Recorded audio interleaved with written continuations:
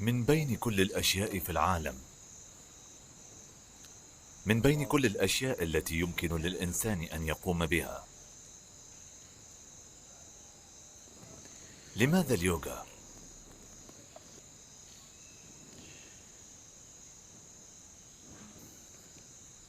كل ما يمكن للبشر فعله هو في الأساس تعبير عنهم. أحدهم يغني أغنية، أحدهم يرقص رقصة، أحدهم يكتب كتابا أو يرسم صورة أو أي شيء آخر قد نفعله. ما هو إلا تعبير عما أنتم عليه. ربما تكون واعيا لهذا ولربما غير واع، ولكن كل ما تقوله وتفعله، كل ما يصدر منك أنت، هو بشكل أساسي تعبير عنك.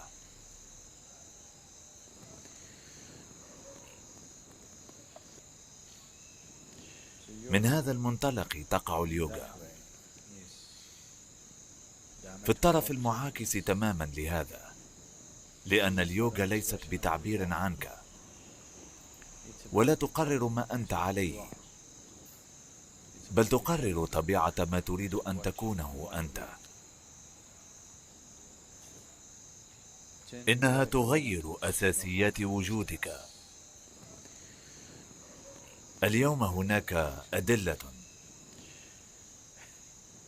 طبية وعلمية دامغة لإظهار ذلك. إن أساسيات نشاط دماغك وكيميائك وحتى تركيبتك الجينية قابلة للتغيير باتباع أنماط مختلفة من اليوغا.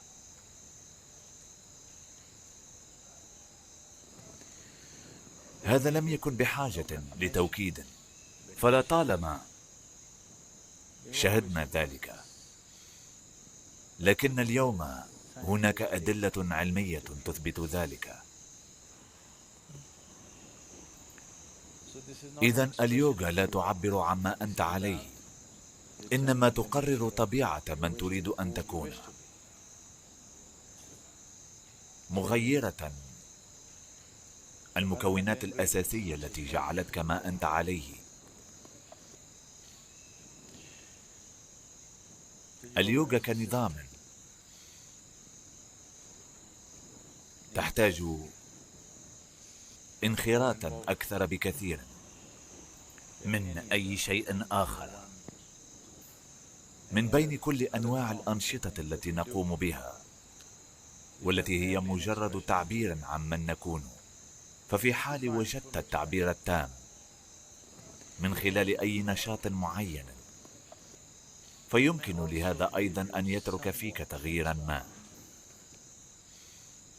إذا طبخت من كل قلبك، شيء ما قد يحدث. نعم، أن ترعى بقرة قد يغير حياتك كما تعلم.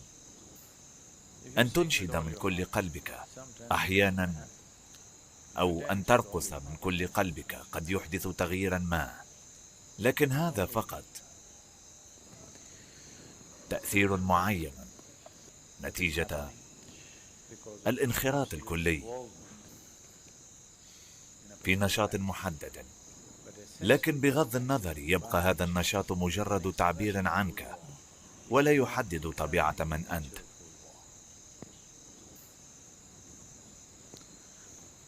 فعندما نحول نشاطنا كي لا يكون مجرد تعبير عنا، فمن يبتغي هكذا تعبير في الصباح؟ قطعا لا أحد. اليوغا ليست بتعبير، إنما هي طريقة ووسيلة وتكنولوجيا يمكن من خلالها تغيير من تكونه أنت حرفيا، وغير ذلك أيضا. يمكن أن تغير شكل ما أنت عليه. ففي حقيقة ما هو أنت الآن كشخص هو مزيج من أشياء عدة، منها جينية ومنها تراكمات حياتية تحملها معك دفعتك لتأخذ خيارات معينة. فمنذ ولادتك وأنت تمتص مختلف الانطباعات من حولك التي دخلتك على هيئة تجارب متنوعة، مواقف، أفكار أو أحاسيس وعلاقات وصلات. وتجرعك لكل هذه الأشياء جعلت منك شخصا معينا.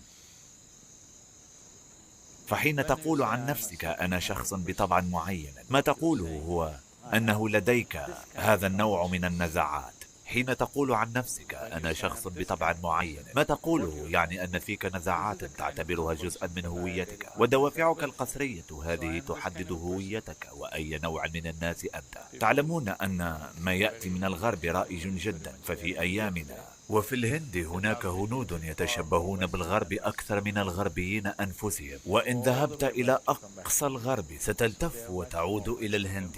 إذن فالهنود أكثر تيمنا بالغرب من الغربيين. فالقول أنا شخص صباحي أو أنا شخص مسائي يعني في الحقيقة إذا لم تستطع الاستيقاظ صباحا فأنت شخص مسائي، وأنت شخص صباحي يعني لا يمكنك البقاء يقظا في المساء.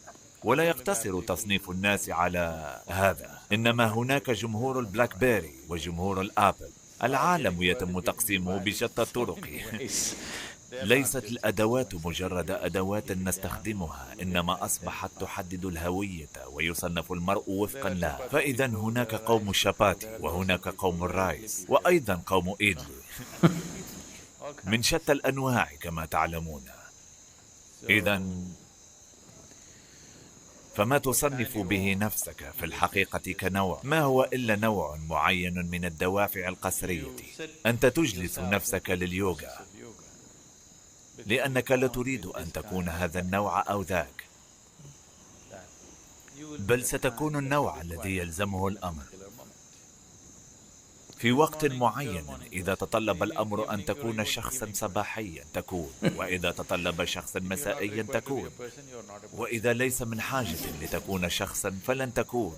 هكذا تصبح مرنا مطواعا.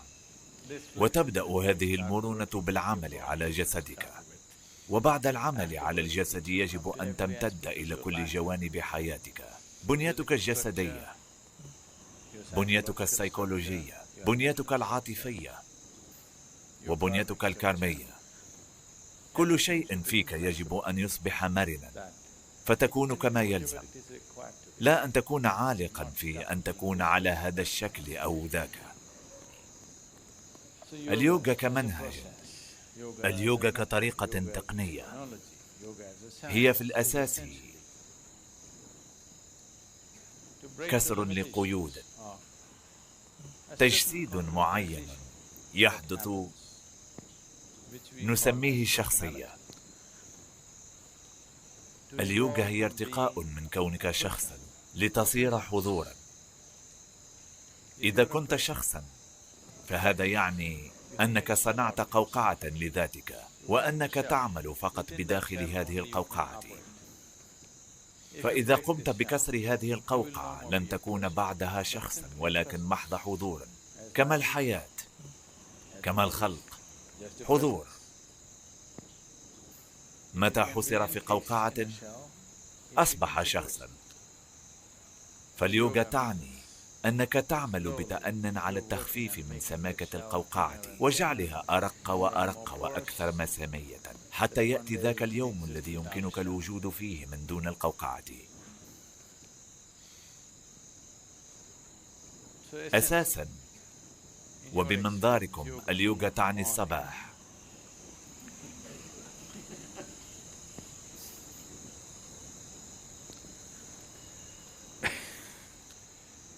لماذا تمرين السادنة هو على هذا المنوال؟ لأن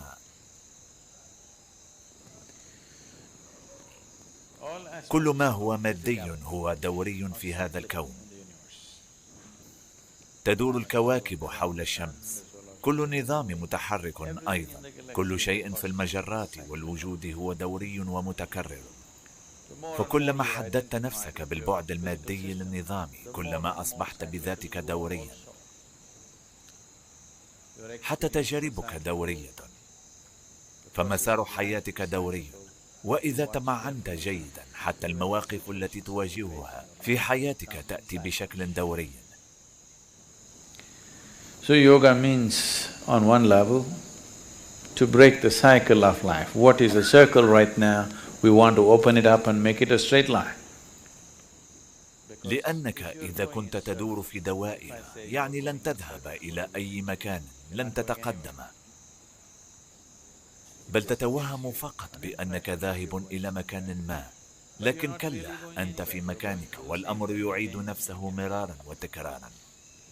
فاليوغا إذن تعني فك الدائرة ومدها لتصير خطا مستقيما. إذا تبعته تصل إلى مكان ما، ولن تبقى تدور وتدور في مكانك. لن تفلتك الطبيعة ببساطة.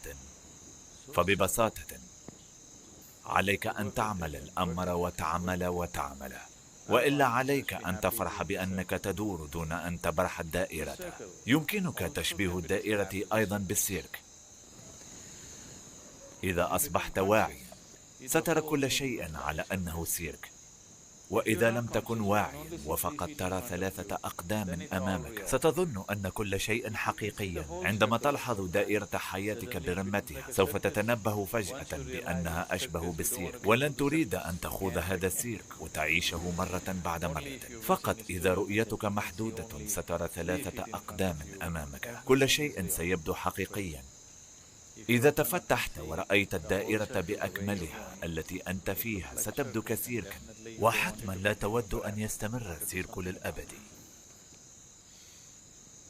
إذن هذه الأدوار المتكررة من الدوافع القسرية تأتي لأن هناك أنماطا متعددة من الذاكرة في النظام. ذاكرات كارمية، فالمعلومات تعني في الحقيقة ذاكرة. إن أعمدة هذه المعلومات التي نحملها هي التي بنت كياننا على هذا النحو. أن تعيش فيه ولا تكون منه ليس سهلا. لا أقول بأنه صعب، ولكن يحتاج إلى عمل.